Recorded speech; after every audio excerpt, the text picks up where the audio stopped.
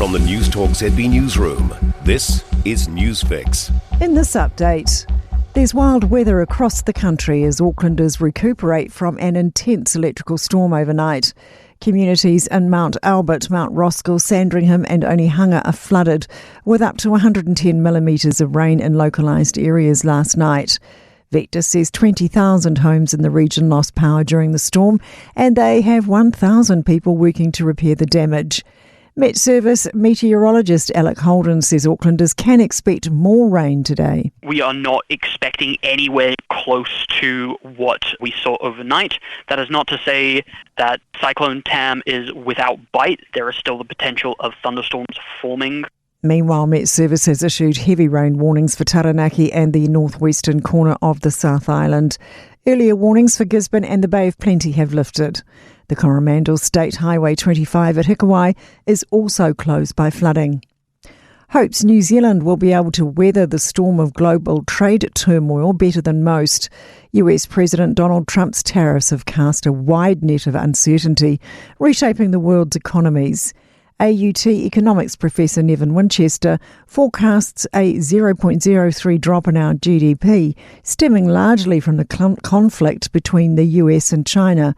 But he says the impacts on New Zealand will be indirect as we don't rely exclusively on these markets. It's going to be a challenging time for everyone, but I think New Zealand has some relatively diverse free trade agreements, that they're building trading relations elsewhere.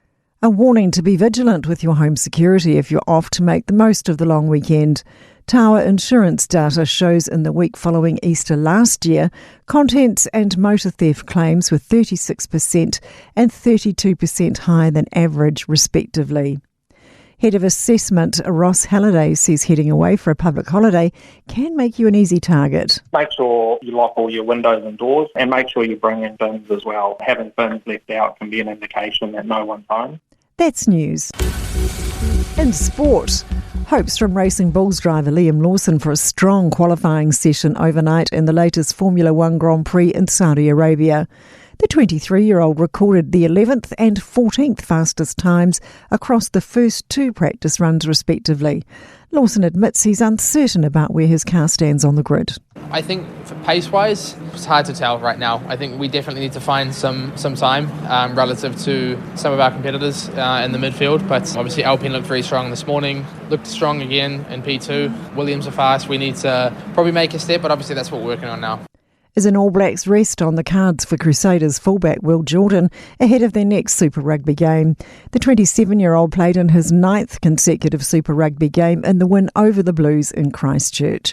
Crusaders coach Rob Penny has no intentions of resting Jordan anytime soon, but says conversations are ongoing with the All Blacks coaching staff. That's sport. I'm Sandy Hodge. For more news, listen to Newstalk ZB live on iHeartRadio.